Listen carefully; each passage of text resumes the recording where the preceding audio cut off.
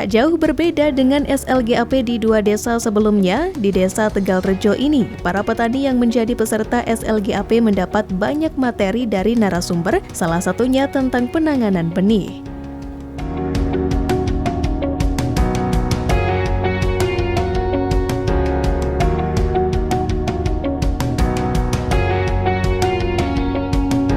Maupun bibit harus dilakukan secara sungguh-sungguh sehingga usaha tani kita berhasil. Di samping itu, faktor utama yang menentukan keberhasilan tembakau rajangan atau poros itu adalah cuaca.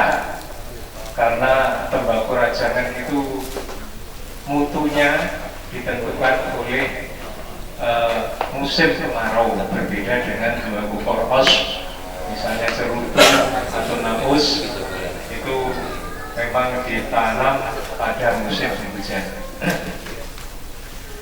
Mungkin Bapak Ibu dalam menangani perbenihan selama ini berdasarkan turun-temurun dari nenek moyang, dari misalnya panen buah tembakau dari lapang langsung kita bawa pulang, kemudian diproses secara tradisional sehingga kita tidak mengetahui berapa daya berkecambahnya, berapa kadar airnya, tidak bercampur dengan kotoran atau materi selain benih.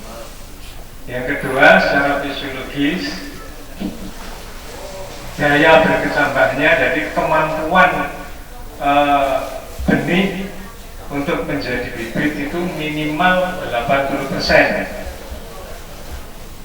Kemudian secara genetik, secara turunan, itu paritasnya harus benar dan murni. Benar maksudnya jika bapak-bapak misalnya sudah berencana mau nanam kedu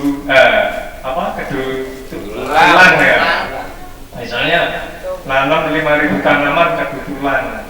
Ternyata setelah ditanam, setelah besar, nah, ternyata tercampur dengan kali duri misalnya contohnya, nah, berarti paritasnya itu tidak murni karena ada campurannya.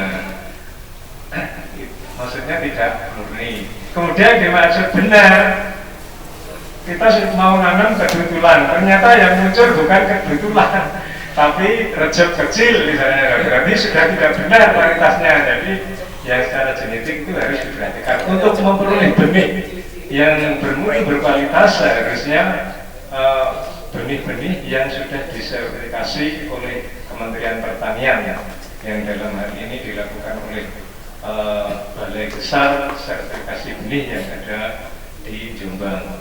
Ya betul, memang tujuan kami melakukan kegiatan uji mutu lokasi memang untuk memurnikan tembakau Blitar sesuai dengan aslinya. Gitu. Harapannya petani Selopuro umumnya kan ya di samping tembakau Selopuro bisa bangkit seperti dulu, terutama ya penghasilan petani kan bisa terangkat kan, itu ya intinya. Jadi diupayakan dalam hari ini pemerintah daerah bisa membantu masalah pemasaran, Mas, karena di tembakau itu yang paling sulit itu masalah pemasaran ini.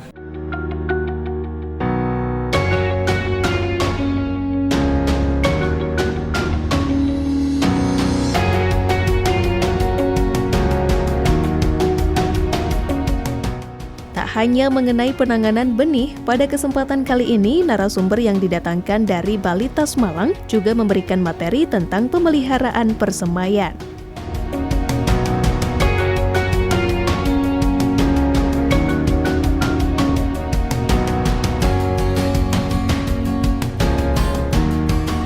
Namanya ini harus dikerodong, Pak.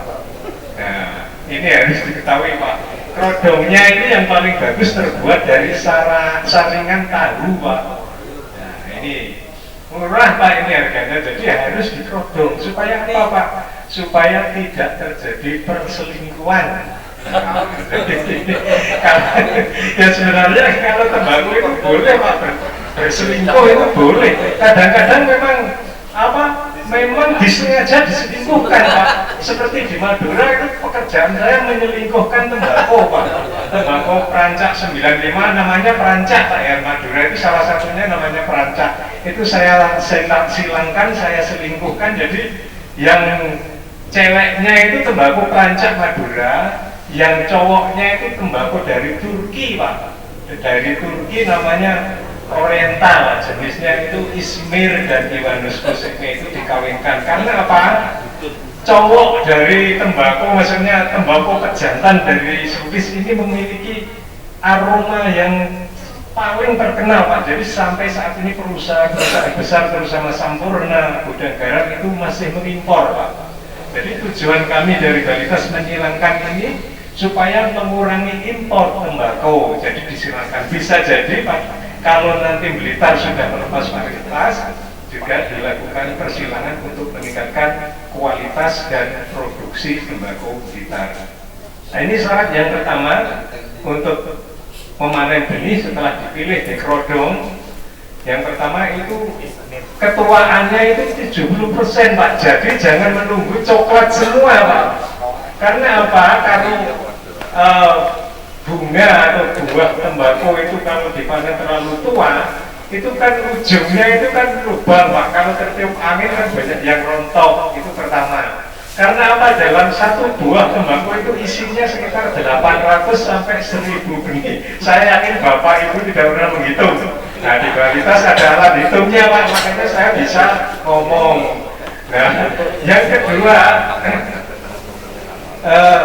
setiap itu satu itu namanya bunga, itu istilah pertaniannya adalah tandan bunga Pak ya. Dalam satu tandan bunga itu isinya sekitar 150 sampai 200 kapsul yang normal, yang siap untuk dibijikan. Nah rata-rata satu bunga itu, yang satu tandan bunga itu sekitar 15 sampai 20 gram.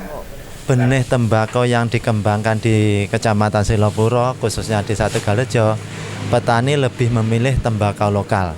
Tembakau lokal itu diantaranya ada Rejep Tani, ada Kedululang, ada Kedumancung, ada Jaimpret, dan ada Kalituri. Itu yang dipilih para petani.